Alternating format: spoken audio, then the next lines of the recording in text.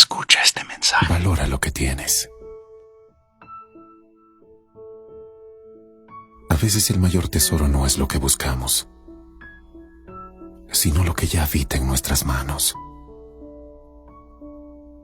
Lo sencillo que hoy ignoras puede ser lo que mañana más extrañes. El tiempo te enseña que lo verdaderamente valioso es aquello que no supiste agradecer a tiempo.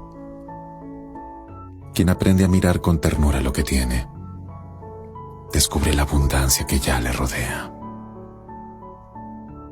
No esperes perder para comprender la belleza de lo que ya te pertenece. La dicha se esconde en lo cotidiano, pero solo los corazones atentos la reconocen. Lo que ahora parece pequeño es lo que en el silencio del futuro cobrará un valor infinito.